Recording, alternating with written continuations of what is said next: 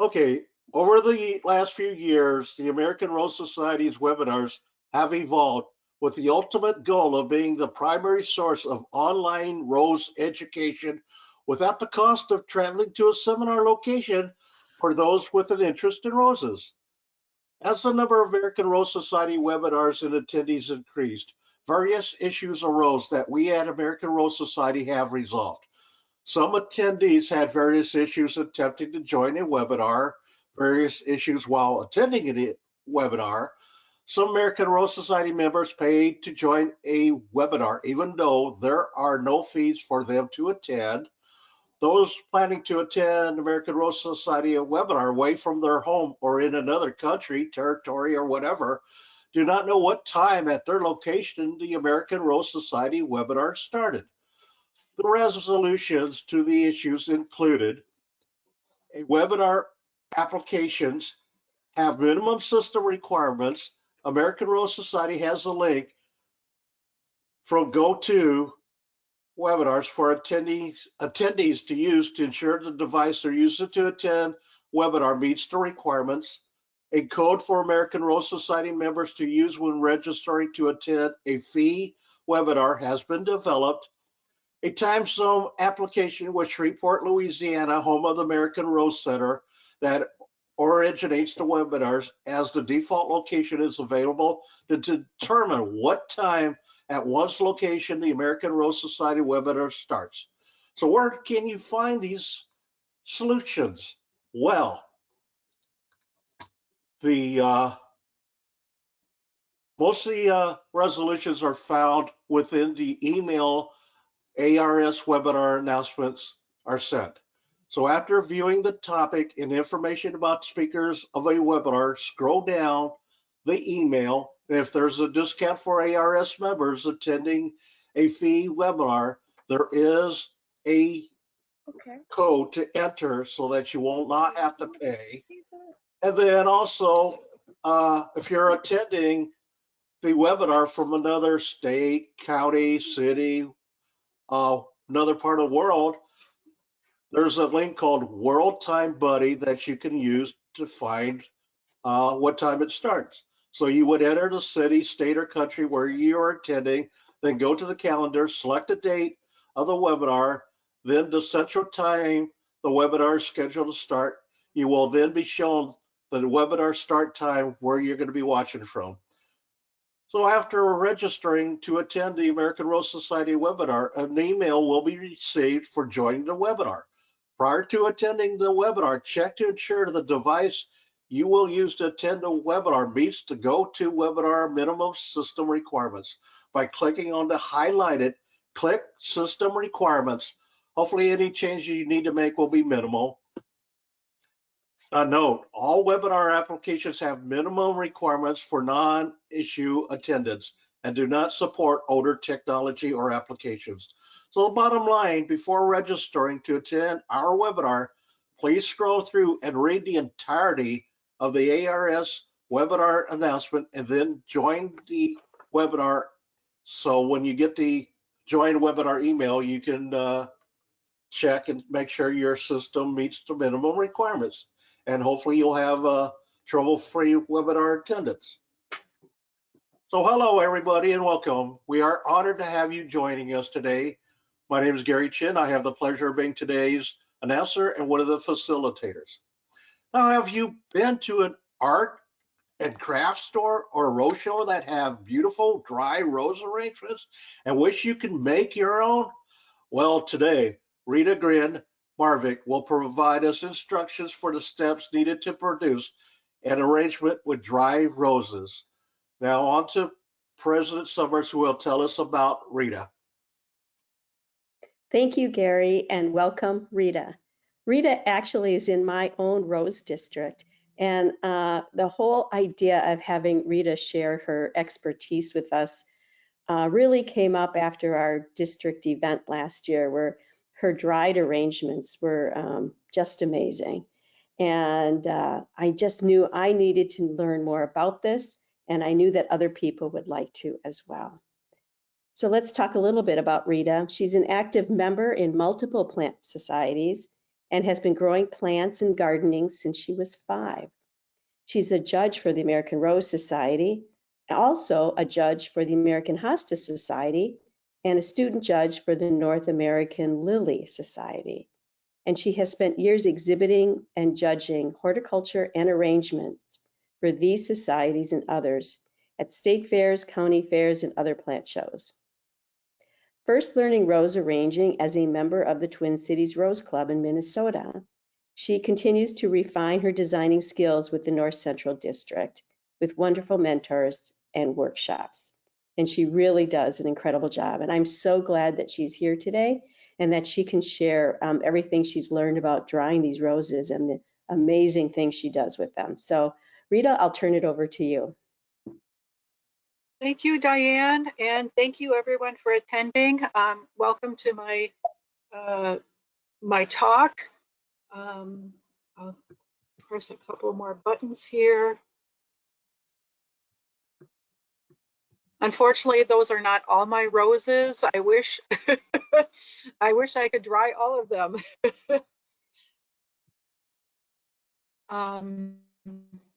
So I'll start with some history. All cultures have used dried plants, including roses. And in Egypt, they have found dried plants and even roses from over 2,000 years ago, still intact and still in the tombs. So it's not a big surprise that we are here today experiencing the same kinds of hobbies and traditions and using dried plants in our culture.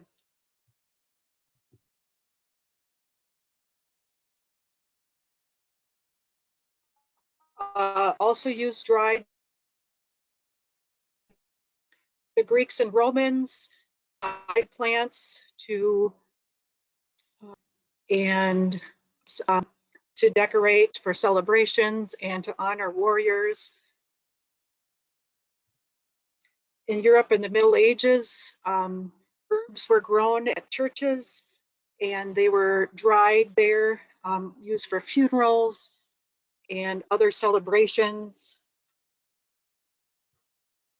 In 16th century Japan, plants were dried and pressed and were used for ceremonies and put on wasi paper, or I think that's what it is. And so it was highly revered, and the people who would be designing these and drying the roses were skilled perfectionists and were highly regarded in their culture. In Victorian England, as you can imagine, roses were abundant by this time. After ships would be crossing the world into Asia and other parts of the world, roses were grown in England, and they were used more as a hobby for some of the ladies to dry and arrange, not only as a hobby, but also to use to decorate for bridal bouquets and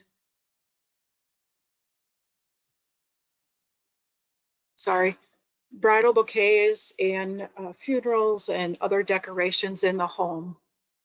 And here in the US, before the advent of railroads and so forth, crisscrossing our United States, women would dry roses and plants that they would have in their gardens as a way of preserving the beautiful spring, summer, and fall blooms. So they would have something for decorating their homes, and also used rose petals for fragrance for the home. So Let's start with discussing the American Rose Society's guidelines for judging rose arrangements. It was in 2021, and the information you need for the guidelines for judging dried arrangements and craft exhibits is in Chapter 7. Of course, we can't escape having to have perfection of the bloom. So that is the #1 goal for fresh or dried. We don't want any abstractions of the bloom. And the rose must retain its pre-dried form. Some dried no-nos are that we want the arrangement to be as, with our dried roses, to be as perfect, just like it's a fresh design. And according to the guidelines, you may not show the arrangement in subsequent shows, although you may disassemble it and materials in another design. There's 2 awards. There's the Keepsake Award for dried designs with standard roses, so anything and including large roses, polyanthas, and it can include mini floras and minis as well, but it must have standard roses. And then the Mini Keepsake Award, which is only mini and miniature roses. It cannot have small polyanthas or small shrubs, anything like that. Again, you want a feeling of freshness. You want an impression that the flowers have not aged, that they're just as fresh as they were in the garden. The styles that we use for these designs and dried must be traditional or modern. We don't use the East Asian. And you as an exhibitor will follow the judging considerations for traditional or modern designs. So those are found in the previous chapters. So they do not change just because it's a dried design.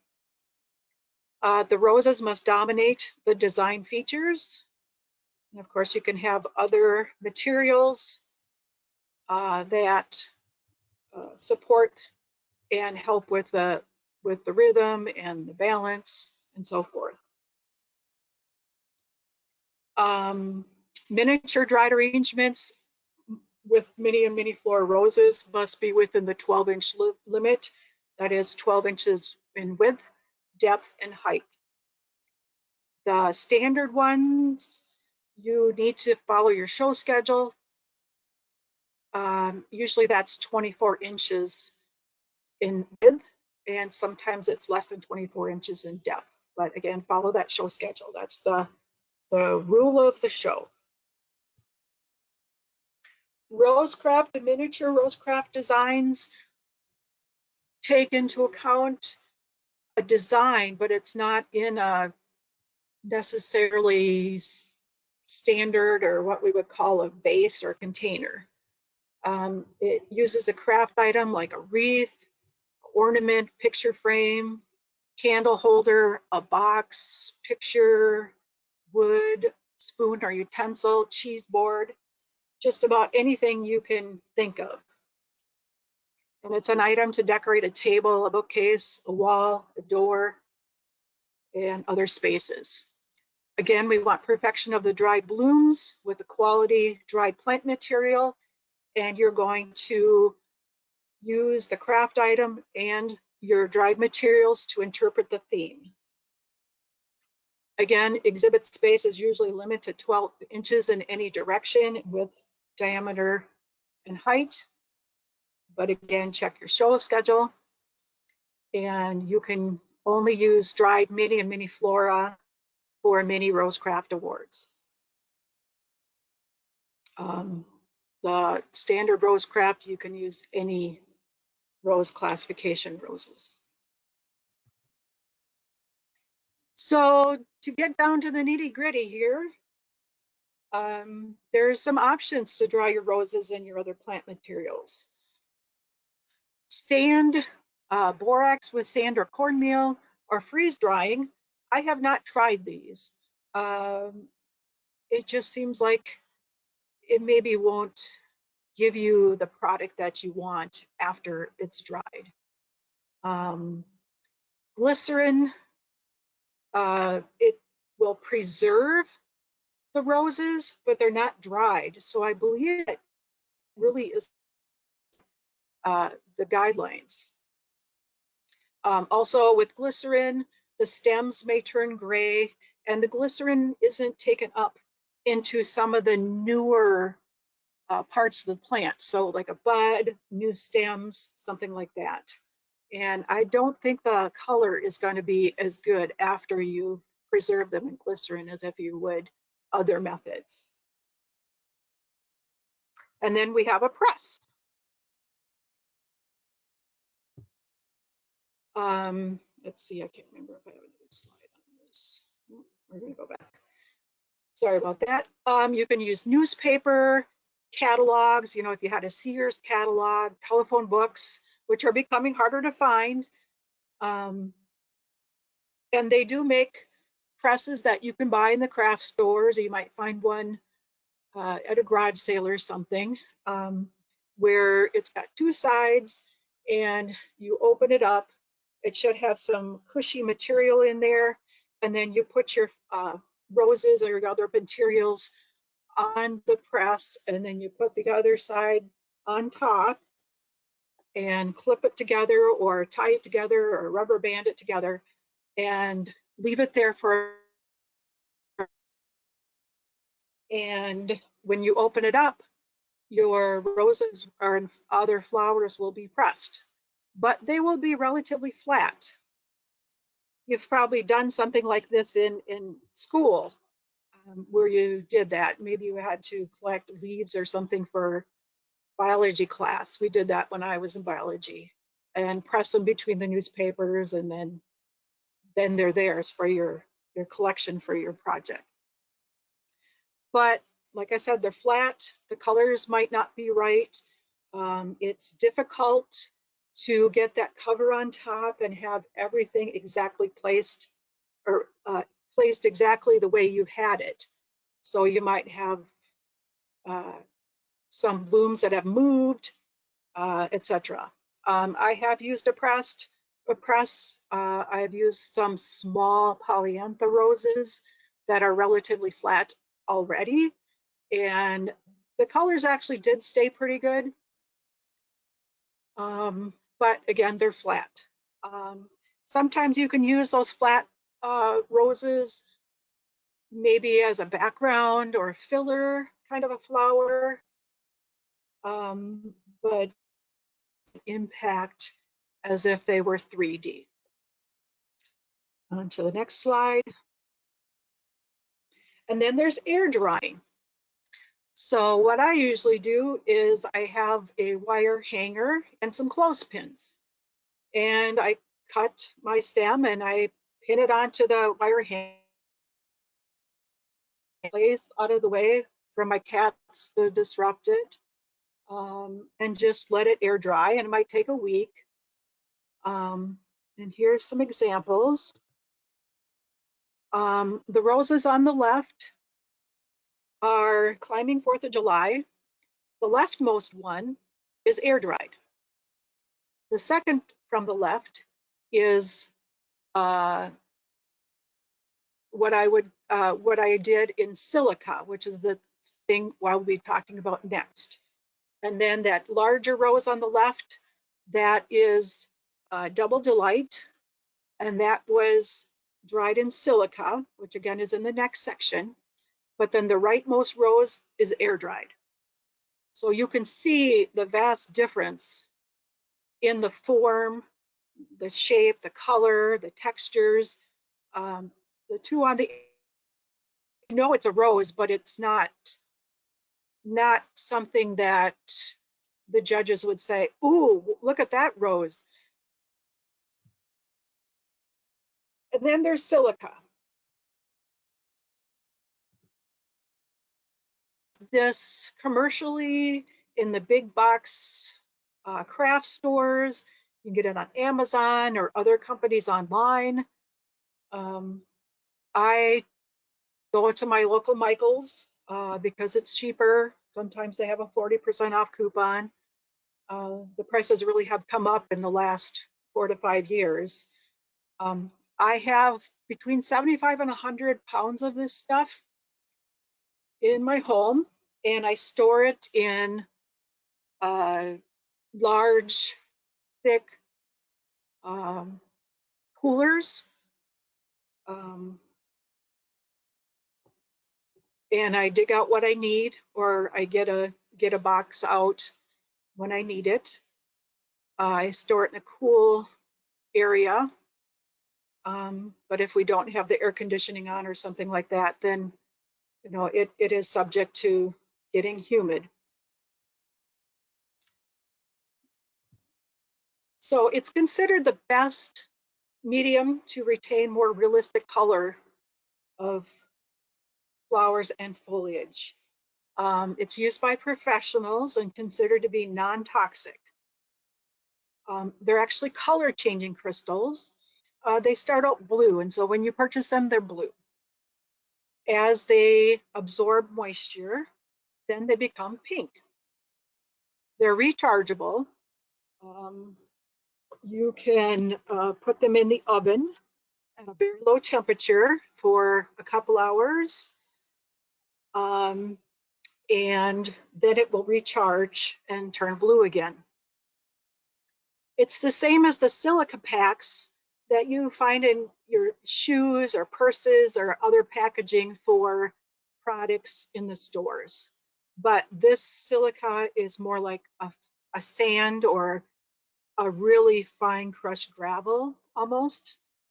And as I said, you can purchase it locally or online. And tools you need.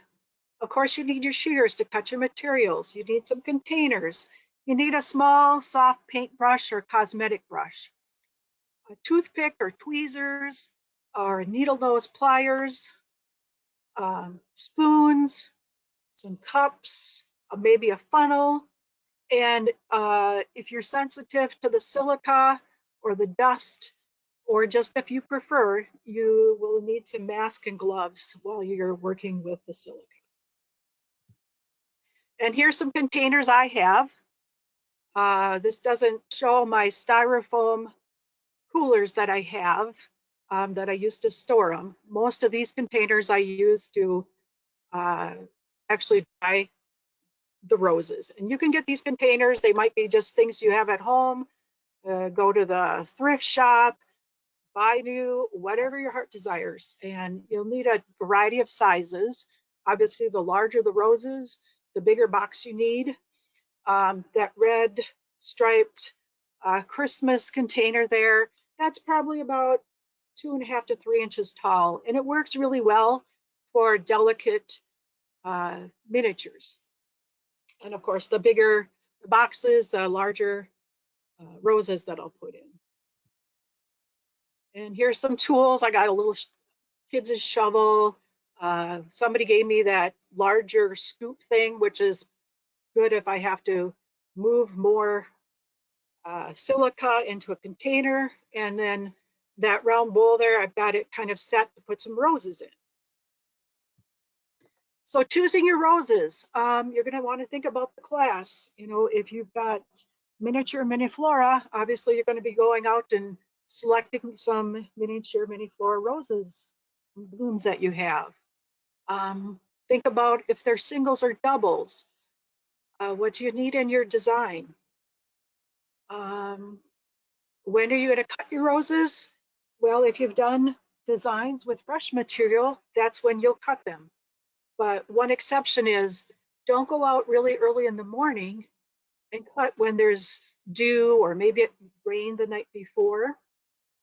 And maybe if you're going out in the late afternoon, that's not a good time either, because if it's been 95% or if it's been 95 degrees outside all day and it's got 70% dew point, that's not good either, because you want things to be dry.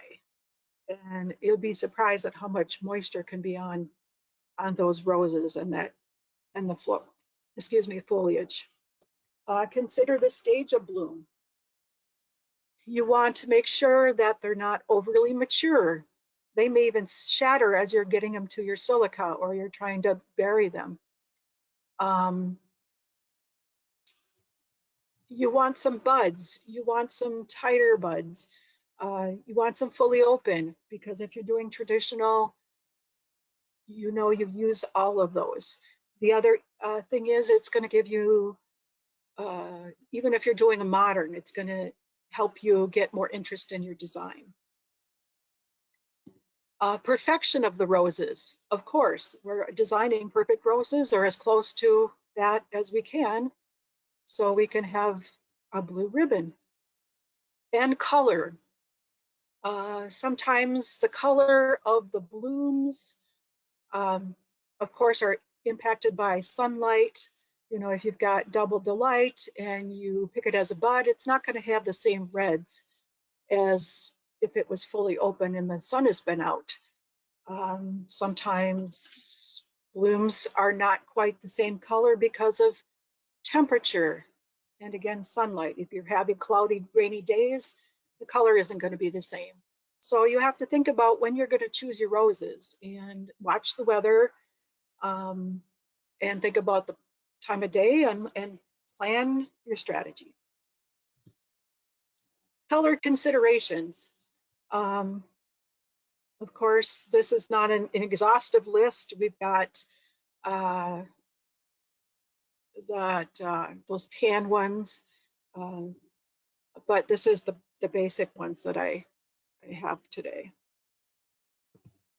So reds, a lot of times they're going to be darker. They might be a different color red. The one on the left is before it gets dried. The one on the right is after it's been dried. Yellows, so the inside of that bottom double delight there, that's kind of a creamy yellow. And you can see the difference on the left before it was dried, and on the right after it was dried. There's also some differences in color because it was kind of a hazy day when I took the picture on the left, and it was sunnier when I took the picture of the right. So that can account for some color difference.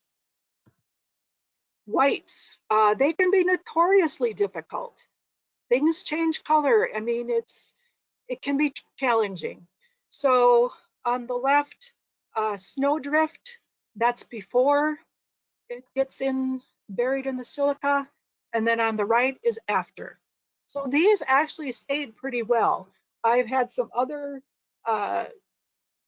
white roses, Snow Bride, which is a mini, that dries fairly well. So you have to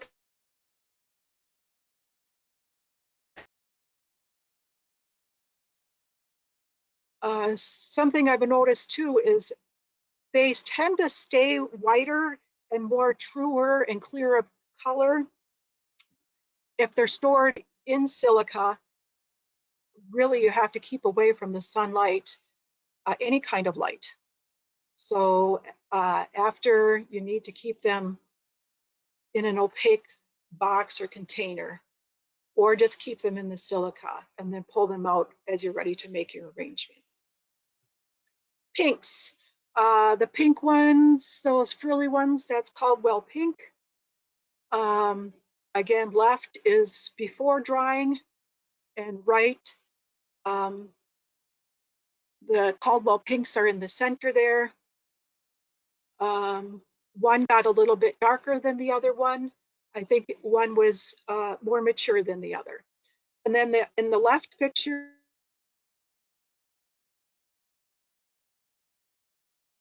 the upper left there, that is Diane Summers, the rose, and then on the right, on the bottom left corner, is the dried version.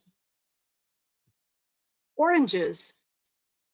This is apricot candy on the left before it's dried, and then in the right picture, in the upper left, that's after it's dried. Again, there's a difference in time of day, maybe some shadowing, but it's not quite that same bright color. If you were to get a hold of the rose Vavoom, which is kind of an intense orange juice orange, then you may have that bright color that you're looking for. But again, experiment. Depends on the maturity of the rose and so forth. So it's fun to find out. And you're going to need some supporting plant material, things with texture, grasses, grasses, statice, herbs, stilbe, hosta, seed pod, salvia, yarrow, celosia, liatris. Exhaustive list. You can get tropicals in there. I've not dried a plumeria, but that might be really cool. It's a got nice substance to the petals, and I bet it would dry well. But since we're doing rose arrangements, we want to find floral material and supporting materials that aren't going to overpower the roses. So while it would be wonderful to dry a Gerbera daisy, for example, that's going to overpower your roses. So find things that aren't going to be so dominant. Or put those other materials in the periphery or in the background to add depth. So here I have this willow on the left picture on the top. It's a kind of a variegated willow I just bought this spring. This is one of the new shoots, which has some orangey color, which I thought would complement the rose on the right side of that picture. So I'm drying them both at the same time. And then on the bottom, that picture on the left is a corkscrew willow. I use that quite a bit in fresh and dried arrangements because it adds wonderful movement, especially in one direction. And it's just kind of fun to work with. As a plant gets older, it will shoot out longer and longer stems, and I've enjoyed using that over the years. The picture on the right, this is after the drying process. You can see that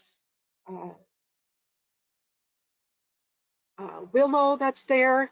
It has lost just a little bit of the color. But again, this is a brighter time of day, and that corkscrew rush there, it's pretty much exactly the same color. And I wouldn't have expected it to get faded or anything. If you were to dry the willow, air drying, of course, those leaves are going to curl up, and that fresh, young, tender shoot might curl up a little bit. And the corkscrew rush, the green wouldn't be as vibrant and vivid. I mean, would eventually turn a browner color, which there's nothing wrong with either one of those being air dried, but maybe you want those vibrant colors for your design. It just depends on the theme of the design you're doing and personal preference. So I'll set up the container. You saw my picture earlier. I added 1 or 2. I can dump it or scoop it, however. If you're doing larger roses, you know, maybe you want 3 or 4 inches. You're going to want some labels. Even if you put 20 Diane Summer mini roses into one container, you probably want a label on that. That one might not be quite as bad to figure out, but if you've got several pink roses, for sure you want to have individual labels for those. And maybe take a photograph. You know, how have you placed them in there? So that will help you decide how you're going to dump silica out so that you're not wrecking any of the roses or plant materials. After about a week or a month or whatever, it's hard to remember how things are in your containers. So here again, I've got things set up. Then you're going to cut the roses. Consider having the same cultivar and the same size in one container. especially as you're getting started, because it's easier to learn if you don't have so many variables. If you've got a David Austin rose and you've got Gray Seward, a single miniature rose, it might be harder to time the drawing that you should allow, and it might be hard to get the delicate rose out and without hurting that one. Stems, I would encourage you to have as long of a stem as you can. You can always shorten it. This consideration is just like if you were doing a regular arrangement, a fresh arrangement. The only thing you don't have to worry about is having sharp cutters, so you can use whatever you want to cut the stems off. Try and have some good leaves. You can remove the bottom leaves just like you would do in a fresh design. And you may want to retain those leaves so that you can dry them separately. Think about the number of roses you're going to cut. First of all, I'd like to say don't go out and go crazy and cut 12 roses and bring them back to your work table. Because it may take you a half hour, especially when you're first learning, to get the first 2 roses in there. And by that time, your other 10 roses aren't going to be looking so good and probably won't be usable. Think about the number of roses that you need for the container. You want things to be fairly roomy. You don't want things to be cramped. It makes it more difficult to remove the roses later if it's overpacked in the container. And think about those stages again. Cut some things at all stages and avoid those that are over mature. You want to have fresh stamens, just like your fresh arrangements. And I would even say when you're cutting something like golden wings, a shrub rose that's very delicate, even when it's fresh, you may want to think about cutting it even an hour earlier than you might otherwise, just so that you can get it before it decides to shatter. You can always use the silica to help hold the petals a little bit flatter. But of course it still needs to be open to a certain degree. Grooming the roses. Just because they're dried does not mean that you can escape grooming the roses. You've got petaloids. And if you've exhibited roses, you know that those little bits of petals that are inside by the stamens, you can opt to remove those before you dry them or after you dry them.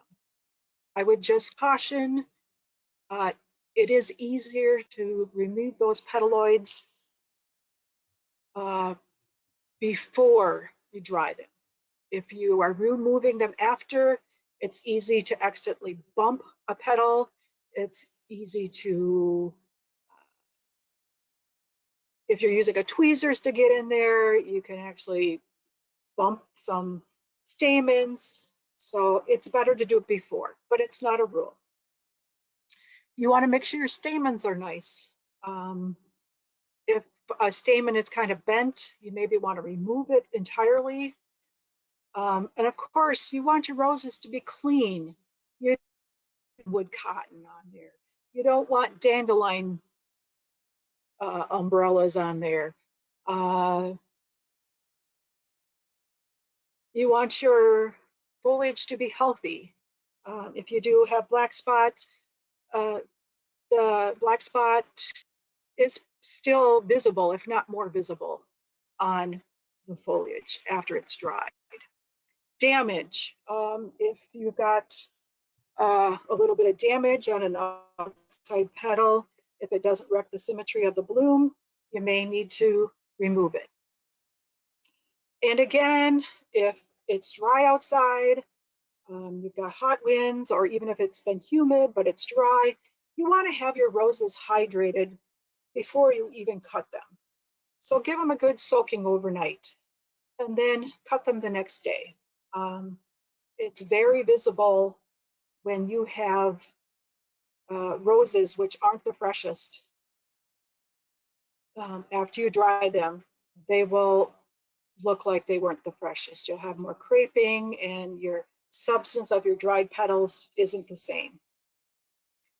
In this picture, you can see a lot of water or dew. This isn't my photo, although it's a pretty rose and a pretty picture. It's off the interweb. If you were to dry this with that silica, you would have silica dust and granules stuck to all those water drops and droplets. And I don't think you could get that off of there. So dry is good after you cut it. Dry is not good before you cut it. Adding your roses. Timing. Again, you want to have the freshest, most beautiful roses at the peak of perfection in the silica. I always put my roses stem end down. I try and make sure that I put them in kind of at an angle or straight up. If you have them completely horizontal, it is impossible to get enough silica in the centers to support it, and you're going to have silica weight pushing down on your blooms. It just isn't going to work. You want to use gravity with your silica to be your friend and help you get that rose looking perfect. You want to gradually add silica going up from the stem and support the stem until you get to 1 or 2 sets of leaves and up to the bloom or the bud. And you want to kind of go back and forth, add a little bit of silica at the base of the bloom, stem, the leaves, and back up to the base of the bloom, and start adding some silica, sprinkling that silica if you need to with a spoon until you get silica basically the same height on each side of the petals or the bloom, so that one side can support the other, and just keep alternating until you get to where you need to be. And when you're adding roses to your silica, you want to think about your environment. I like doing things outside because sometimes when I'm pouring, it's dusty. I feel like I have more room to work. I like hearing the birds. I like looking at my garden, all the happy things in my life. But if it's, again, 95 degrees out there and the dew point is 70, I probably will be bringing things in, or at least going into the shade or going where the wind is blocked. The wind, silica, the wind can blow your roses. It's just going to make it more frustrating and difficult to do. So here's examples of where I've started. The picture on the left, I added the roses in there. Now these didn't have very long stems, just for demonstration purposes. And I've got a taller round Tupper or Rubbermaid container. And the picture on the right, I've added some more silica. Again, on the left, I added more silica so that that smaller rose is gone, and I'm burying that climbing 4th of July rose. Oops, I'll go back. In the right picture, you can see a little bit left of climbing 4th of July, and those 4 dots there in the center are some stamens that are higher up than the other stamens. So it's kind of at an angle. Single roses. Here's angel wings. This is tough to get to a show, but it's tough to dry as well. Those roses are going to dry sooner in the silica than any other rose. It'll require less silica under, around, and on top of the roses.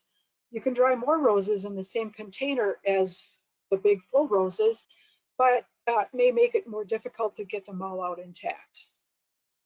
You can fit your other roses on, you can fit towards the top of other roses. So I have double decored them. So maybe I've got Queen Elizabeth on the bottom, and then I'll put a single rose on top. And that way I can get the single rose out first and not even impact too much Queen Elizabeth. And you want to dry lots of extras just in case, and these are fragile. Standard and large roses, your containers, more silica, more time to dry, but they're just as fragile. You know, if you accidentally bump them, those petals are coming off. They're going to break in half. The edge is going to come off. So when you're handling these roses, pick a time where you've got lots of time, you're not in a hurry, you know, you're relaxed, and you can be more patient with the process. Mini flora roses, generally, I find them way easier than some of the large roses. Again, takes less dry time, less silica, smaller containers, and they are fragile. Here's two roses. On the left is Double Delight. On the right is Apricot Candy. And the left picture is when I just set them in there, again, for demonstration purposes. I've got short stems. I maybe would have taken out, you can see on Double Delight there's a petal that is kind of deformed with a sepal on it. I just chose to leave that in there so you can see. I probably would have removed it if I was going to do it for an arrangement.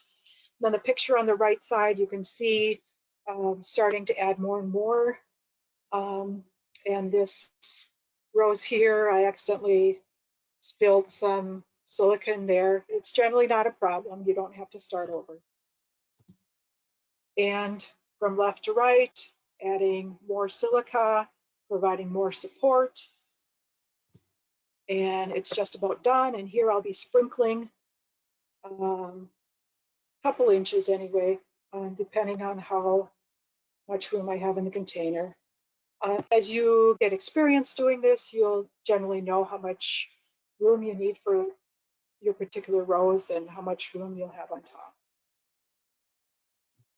I do cover the containers because I bring them in the house and the air conditioning. And I do have 4 cats and a dog, and I just don't want anything disturbed. So I put them in a corner of the house with the covers on where they're safe. But if it is too tall, I have been known to not put the cover on because I can't. Heap up the silica and put another container that's empty over the top of it and weigh that container down so my pets don't be naughty. And then here I am ready to do a next container. Rose sprays can be very challenging. My thought is that it might not be the best thing to do because you're really not going to be putting it in your design the way it is. I mean, you wouldn't do that with fresh roses. You wouldn't just take a big glop. For example, this red rose here from my garden, you wouldn't take that and put it in an arrangement. The judges are going to say it's too close together, you know, you can't see the roses, you know, so forth. And if you're drying it, certainly you're not going to be able to support the roses properly. You don't have enough room for them to breathe, for them to dry evenly with the silica. In addition, if you're going to do a spray, a lot of times, as you know, as a rose grower, those buds and blooms don't all mature at the same stage. And if you're going to do something like a spray, you're going to need all the roses in the spray at their freshest stage. You're going to have to cut the oldest bloom out anyway, probably because it's sunk down. You know, if it's hybrid tea or a floribunda, grandiflora. This would be to cut your spray into 2 or 3 sections, which are more manageable and allow for breathing room and drying room. But again, there's no rules and no right or wrong, so just experiment. Here I have a spray of candy cane cocktail. They were actually shoved pretty close together.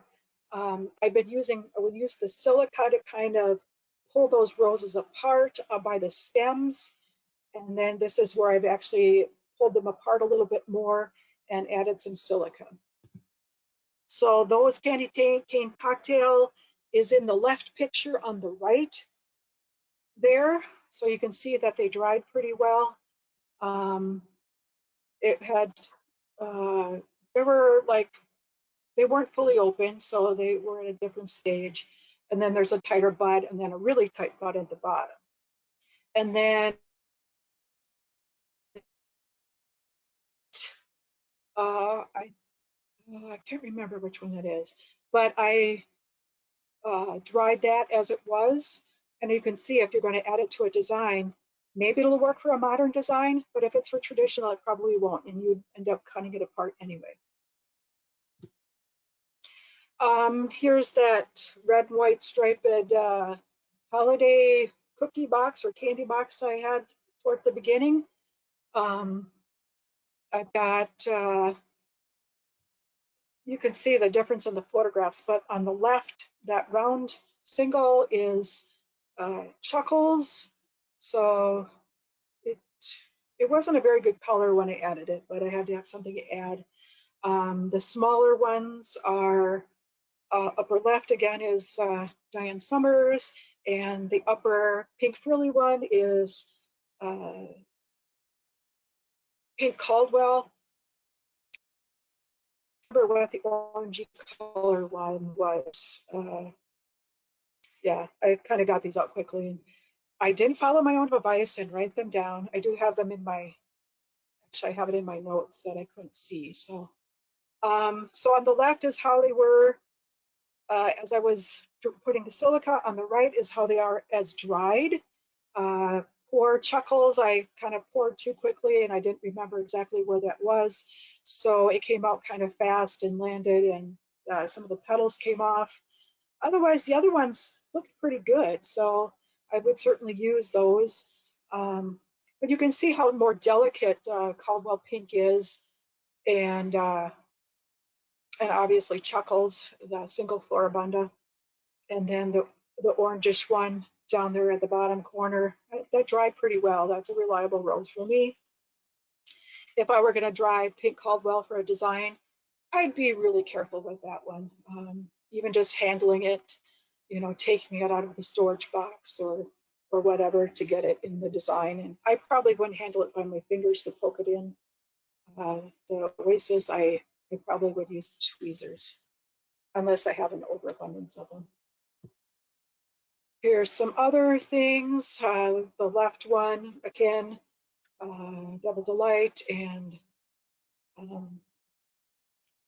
apricot candy. Left is fresh, right is dried. Again, that orange one isn't necessarily the best color, but experiment. Removing those roses. So you've got to think about that again. Here is a table that was in one of my packages of silica. You can kind of see these are general guidelines. So on that right column there, rose, 3 days. Rose bud, 4 to 5 days. Rose foliage, 2 days. It's all relative. Depends on if you've got the driest silica that you've just gotten out of the package. You know, your David Austin 100 plus petal rose is going to dry differently than Julia Child, which is going to dry differently than the single Chuckles.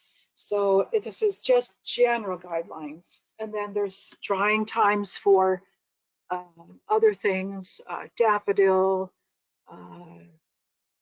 gardenias, foliage. I have dried hosta leaves in silica. I've also air dried hosta leaves. So just experiment. It's fun just experimenting with things from your garden or things you pick up at the market. And then storing the dry roses. A good part of the time, I just keep my roses in the silica. Now, the directions will tell you to take them out within a short period of time, certainly within a week. I just like to store them in there because I think they just stay intact better. And when I take them out, then I do store them in an opaque container, a plastic container with a lid, something relatively flat, maybe 3 inches deep. And then I store them with either a little bit of the silica just loose in there, or I store them with those packets of silica that you get in your shoes or your handbags. And again, you want light, you want it to be dark. Light is your enemy at this point. And store them away from, if you put them in your closet, put them in that's not used, because things get bumped, things get moved, and these things are fragile.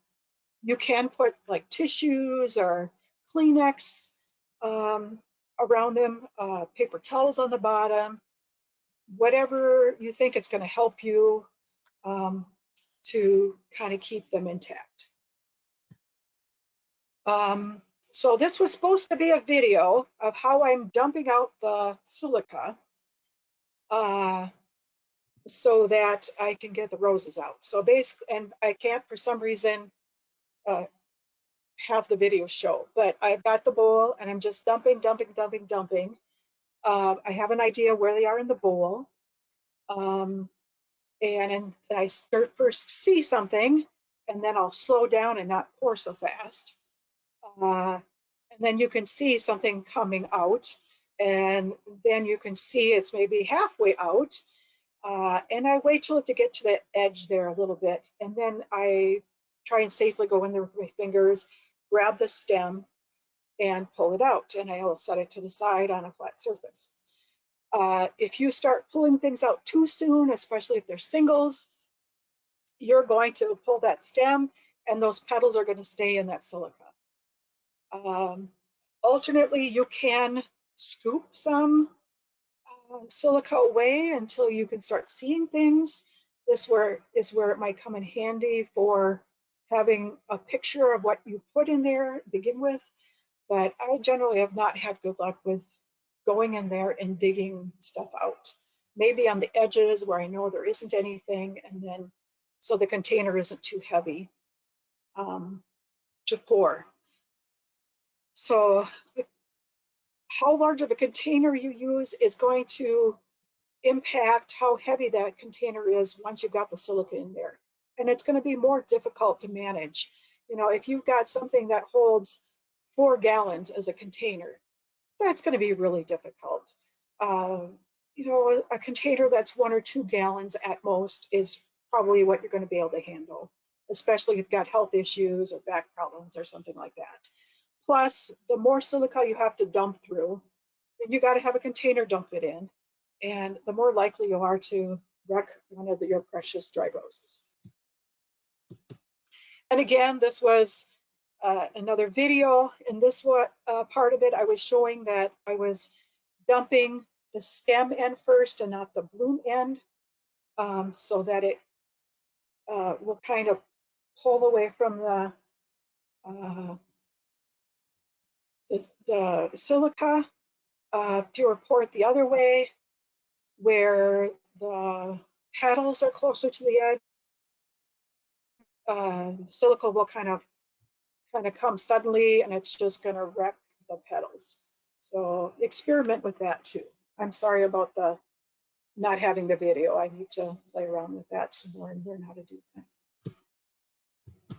Using dried roses. Okay, you remove the dried roses from your storage, or your freshly dried ones, or your long storage dried ones. And you are going to get your container and your Oasis. And as far as the Oasis goes, I do not use the materials that are labeled to use for dried arrangements or permanent botanicals or fake flowers. I use just the Oasis that I use for my fresh designs. I even reuse some of that Oasis. I let it dry completely, and then I just put it aside in a different area from my unused Oasis, and it's soft, it's still usable, and I prefer it over anything else. And of course, you got to get your containers, your vases, your craft item. Use a soft makeup or craft brush to brush off the silica. A lot of times what I'll do initially is just turn the stem upside down while I'm holding it, and then I just gently tap my arm, and a lot of silica will come out from the center. I might have to do that a couple of times and use the brush. If you're going to blow some out, close your eyes and have a very soft blow. If you blow too hard, you can blow those petals off. So yes, we are still grooming even after we pulled it out. Gather your desired roses for the design, assess them for color, size, quality, set aside ones, maybe a petal has fallen off. You could consider gluing one on, but again, you got to be careful. You got to figure out what glue to use, and you have to make sure that the judges aren't seeing the glue spot or the strings from the glue. I have glued petal on, I believe once in this entire time that I've been showing. Put your best rose forward. Make the arrangement just like you would a fresh design. Think about your principles and elements of design, your container base, your Oasis, your tools.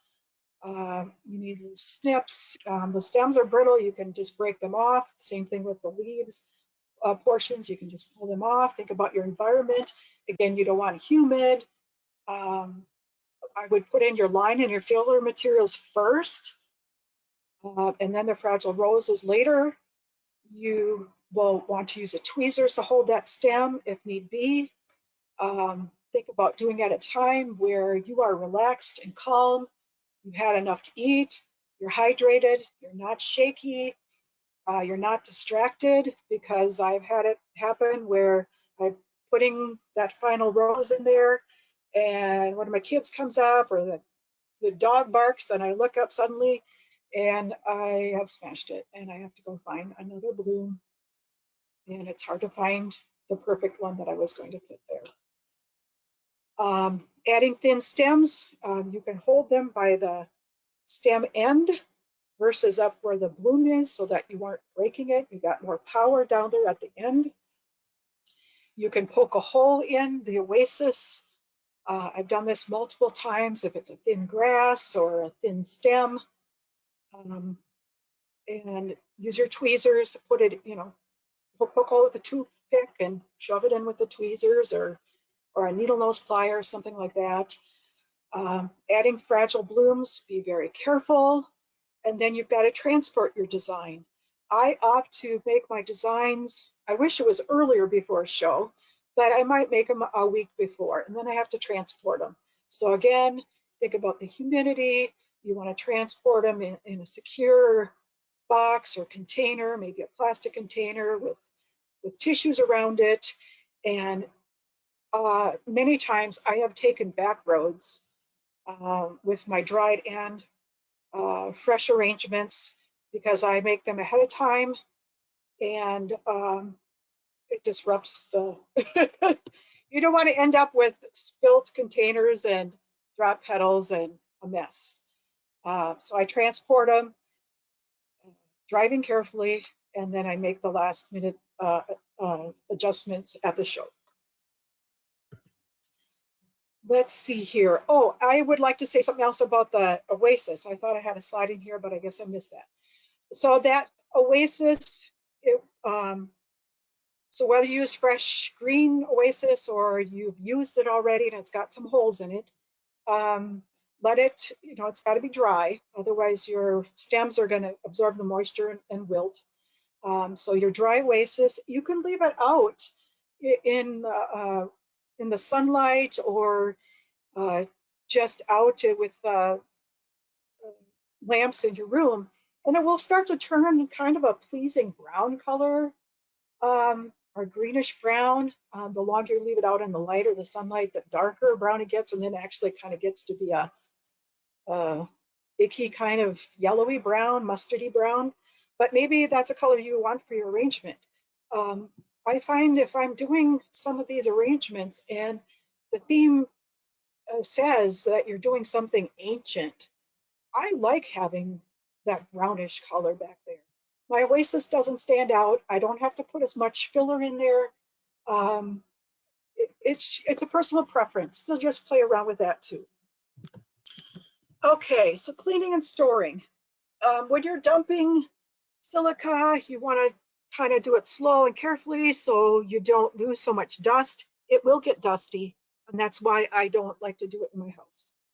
I have a small sieve and larger sieve, kind of like a kid's sandbox toys I just picked up on clearance at the end of the summer, and just pour it through the sieve into your storage container, and it'll get out those big leaves, or if there's a fraction of a leaf or something like that. It just seems cleaner for the next time. Store it in a covered container. If it's charged or wet already, maybe you want to have a plastic container that's moisture resistant. It's up to you. And if there's no roses in there, you can have it in the sunlight or wherever you want it. I've even had stored my silica in the basement, and then at the beginning of the season just brought it up, and it's been in the air conditioned environment, and it dries. Recharge, there's directions how to recharge it. Again, like I said, you put it in the oven, you bake it at a low temperature. I don't like doing this. I don't like heating up my small kitchen, making it smelly, when it's really hot outside and I have the air conditioning on, and I think it uses too much electricity or gas, and I really don't want to do that. Here you can see the difference. The newer, fresh last season blue Oasis on the bottom, and the stuff I've had for years is on top. Hold on, oops, I missed something. Storing your arrangement. Now, I generally do not keep my arrangements. At the end of a show, I'm tired. I don't want to have to worry about it. If you are driving something that's personal, maybe you're using roses from your granddaughter's wedding bouquet or something like that, you probably will want to store some things, maybe not intact. But if you do happen to store it, maybe you're using your grandmother's peony and you just want to keep it all together. Again, a container, put some paper towels and tissues in there. You could use acid-free tissue paper and a little bit of silica, and dark and dry. So here's a couple examples of the arrangements I did last September for the North Central District Convention up here in the Twin Cities of Minnesota. The left one was Keepsake.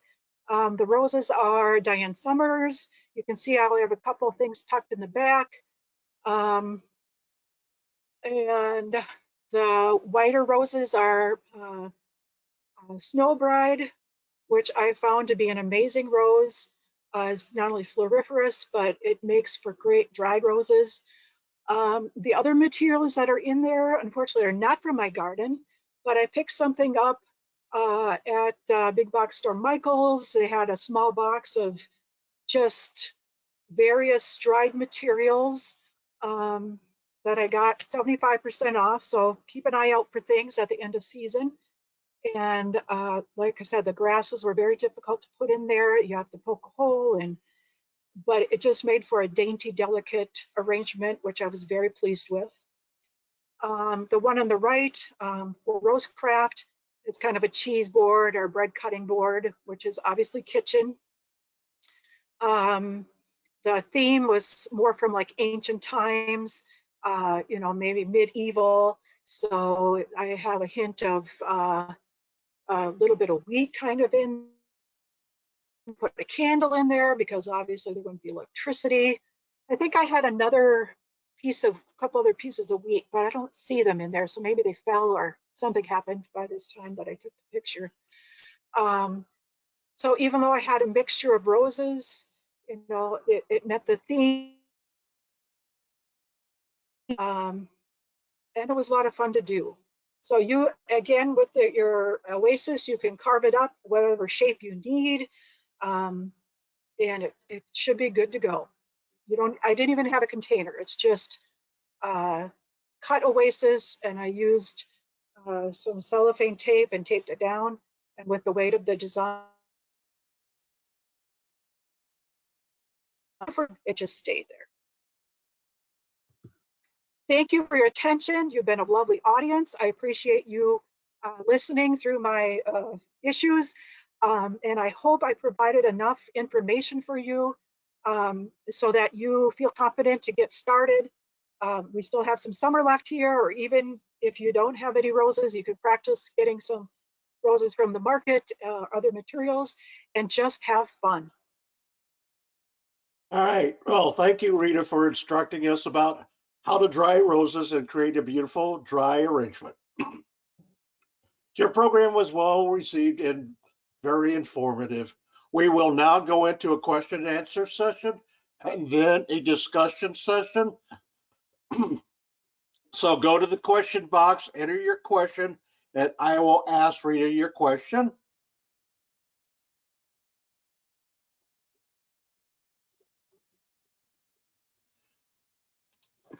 All right. First question is from Rose Glardy. Have you ever used microwave oven for drying? Early on, I tried using the microwave. I used it both for just a container with a rose, or I actually had daffodils. And I have also used it for the press. The daffodils, I was very disappointed in. It just seemed like the steam stayed in there. And then when the daffodils came out, they didn't hold their shape and they turned rather brown. I had white background with the yellow trumpet, and I was highly disappointed, so I did not do that again. And then with the press ones, I just felt they got burnt. It was just really difficult to control just the right amount of time. So I gave up before I even did too much more experimenting. I found the silica and I've been completely happy with the results. All right. Bruce Lynn says, thank you, Rita, for a great presentation. Thank you. All right. Question comes from Bonnie Smith. I have lots of silica from 1998. Can I recharge it and use it? You can try and recharge it. I don't ever recharge it. Like I said, I hate having my kitchen hot. I hate having the smell. I'm concerned about toxic fumes. I just keep it in a cool, dry environment. You know, when the season comes that I need to drive, I put dry things. I just put those containers next to where the air conditioned air comes out, and wait a week or two, and it's good to go. All right. Question from Linda Larson. For a hybrid tea, how long do you typically sleeve the stems? Hybrid tea. So the ones that I showed you today, I actually uh, Tuesday morning, and I took them out this morning. So 4 days. Some of the thicker ones I thought were not quite as rigid and dry as they should be. So I probably, if I was starting to take them out and I notice like the first couple petals I'm seeing or the stem, you know, things don't look quite right, I probably would just kind of stop and store the container at that angle and hope, cross my fingers, that things didn't get disrupted. Otherwise, that's partly why I just leave things go. I can collect roses and dry them, and I have full containers by the time, a fall show comes around, and then I take my pick of what I need. Yeah, it's really difficult if you've taken them out and they're a little floppy. The colors are going to be good. You can try and dry them upside down, but inevitably they're going to shrivel up and they're not going to be the same as if they'd had another day or two or a week. It does take experimentation. Brenda Mize has a couple of questions, so I'll start with the first one. Her first question is, if you have time, is it recommended to keep your flowers in the silica for a longer time? I have kept, like during COVID, we didn't have any rose shows. I had no reason to take them out. I left them in there for 2 years. They seemed fine. Maybe the whites were a little bit browner, but the oranges were still good. It takes experimentation. I prefer to store them in the silica versus taking them out and finding another box and putting them in a place where they're not going to get bumped, because it doesn't take much. Even if you kind of bump a little bit into the doorway when it's in your storage box, without silica supporting them, things can break.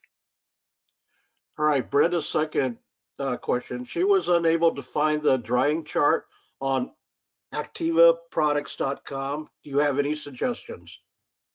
Um, it's there. You kind of have to dig a little bit, pull up that product, and you have to do some digging. I did pull that up. Otherwise, it will be there. Rita, If you Rita, like, this is Diane. Maybe you could send it to ARS and we could distribute it to the attendees. I could send it to ARS or I could post on Facebook, whichever you prefer. Yeah, send it to the ARS, then we'll make sure it gets out to all the attendees. They'll have a Okay. good copy of it. Thank you. I didn't take into account, like, I've never dried, like, I know some of you are in different parts of the country. Maybe you have cactus blooms or something like that. I've not dried that. It might be difficult because, the base of it is so fleshy. And also, earlier in the talk, I meant to mention that I never dry fruits or vegetables. They are too watery. It's not going to turn out. In fact, even rose hips, if I had some big fat tomatoey looking rose hips like I have on some of my rugosas, I would opt to air dry those. I've never tried drying those, but my suspicion is they're too watery to dry well. All right, Bobby Lane has this question. Have you ever used an acrylic spray to more permanently keep the arrangement? I know those products are out there. I've been told back in the day by one of my rose mentors that it is acceptable to have that on there. But to me, then if I'm discarding the roses, like in my compost bin, because I'm kind of that person that saves everything or uses the compost, then I don't want that in my compost bin. So I have never done that. I would experiment, if it's a precious arrangement or a precious bloom, I would experiment on something else and see if you like the looks of it. Also, some of the things that I dry are very fragile. I would be concerned if it's not sprayed evenly and it leaves a mark, or if it's heavy aerosol and it breaks a petal off. So I have not experimented with that. All right, question from Linda Larson again. Do you ever use these for gift arrangements that the recipient would keep out in their home? I have not done that, but if I were, I would get one of those display kind of cases that maybe you'd use for a baseball or something. And I would affix it to that, and I would somehow kind of try and get some silica where the oasis is, or something that's not visible.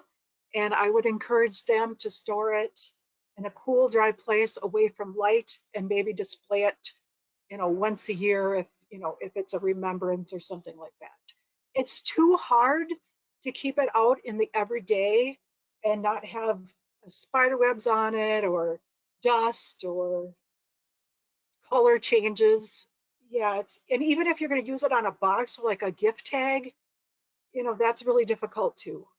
But it can be done. It just depends on what your intention is and the person you're gifting it to and how much patience they have to take care of it. All right. Bonnie Smith has this question.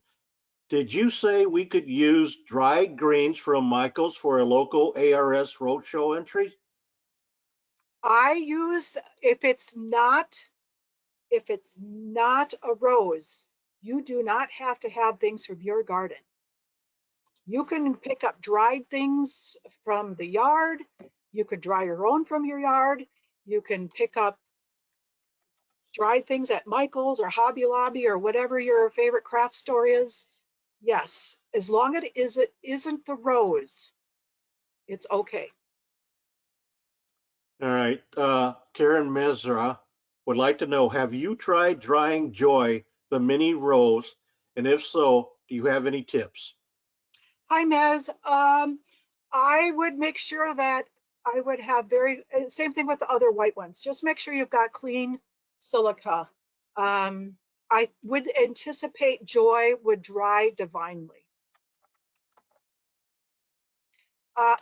Just another note, if you've got a rose that's got quilled petals, you're going to have to take your finger and into the oasis and kind of work that silica up into under the All right.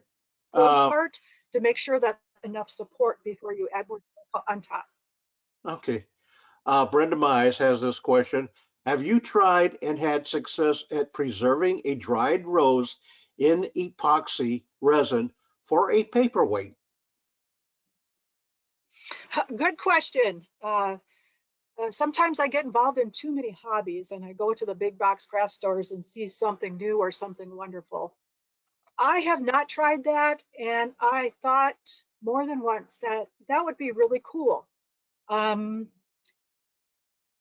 would think it would be similar to the silica. If you're adding the resin, that you kind of have to make sure that the petals are supported. But yeah, that would be an interesting thing to try. All right. Wet flower is the fragrant rose lost in dry roses. An example is Double Delight. The Double Delight I pulled out this morning didn't smell quite as fresh, but it still had a fragrance. I generally don't keep my uh, roses for any, a year or whatever outside of the silica. And I don't remember drying Double Light and smelling it later if it's been there a year. I would anticipate it would still have some fragrance. And I'm wondering, it could be an experiment too. If you added a fragrance packet of some sort, a potpourri packet in with your silica, if your rose petals would absorb a rose smell. That would be something to try that I have not done. All right. We're going to go into a discussion session now. So if you have something you want to chat with Rita about, go to the control panel, raise your hand. I will unmute you, let you know that you've been unmuted. Then you unmute yourself and begin your discussion. So go ahead. All right.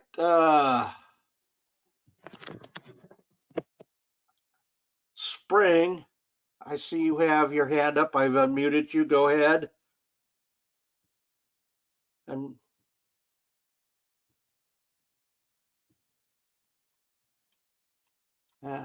well, maybe not.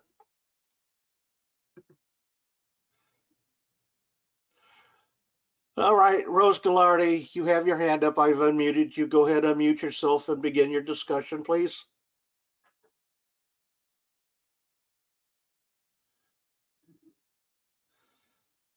Go to the control panel where this microphone is and tap on that to unmute yourself.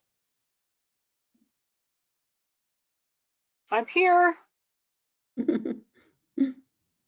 Hi. I closed my laptop and I think it didn't like that. Hmm.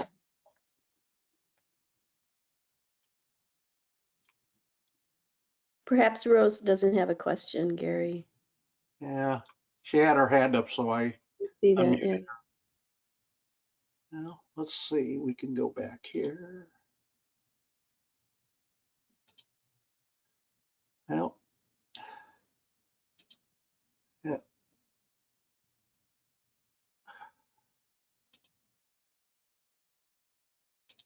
Looks good. well, it looks like that's the end of today's webinar. Uh, Today's webinar will be on the ARS website and YouTube channel that you may watch as often as you'd like. A reminder, the deadline for submitting your review for Roses in Review 2024 is September 26th. So if you have not submitted for review, please complete the process even if you do not have a rose to review. Your ratings determine ratings in the ARS handbook for selecting roses. Now, the next ARS webinar will be October 5th, beginning at 11 a.m. Central Time, with Wes Hardwell of Jackson and Perkins covering what's new at Jackson and Perkins. And reminder, once you get the email announcement for the webinar, before you register, scroll through the entire announcement and see if there's anything you need to be aware of. And when you get the email for joining the webinar, if you're not sure whether or not your system is able to handle the webinar, do the click on the test. It goes to go to webinar and it'll check your system. And if you have minor adjustments, great. Hopefully you're good. So now we'll have closing remarks from incoming, or we'll have remarks from incoming ARS President Craig Dorso, and then closing remarks from ARS President Diane Summers. Craig? Thank you, Gary. I'll make it quick. The 2024 convention is coming up very soon now. Just want to remind anybody that still needs to get their registration in that next Friday, August 30th, is the firm deadline for registrations. So if you do need to get your registrations in, do it now, please, and probably would be best to do it by credit card so that we know that we have your information. The hotel needs the meal information at the 30th, and we cannot go any longer. So for those of you coming, we're absolutely delighted that you are, and we're looking forward to meeting and greeting you in Warwick, Rhode Island. Thank you, Craig. And this is Diane, just to close us out for today. Hopefully you've enjoyed this program today. I've taken a lot of notes myself, and I am going to try to do something with dried roses in our upcoming fall show. I hope that you will as well. I also wanted to mention that since our last, since July, I'll say, the ARS has launched a new website. So if you have not been to that website yet, you'll want to try it. It's still at rose.org. We have really tried to bring rose education to the forefront of our website. And so you'll find a lot of articles already loaded related to arrangements in general, and we will be placing more on as time goes by. And there's also then the link that'll take you to the Rose Forum right on our homepage of our new website, which is a great place to ask any questions related to roses or arrangements or even how to dry your roses. So I look forward to hearing from all of you on your success with drying roses. And again, thank you, Rita, for such a great program. Have a great weekend, everyone. Thank you.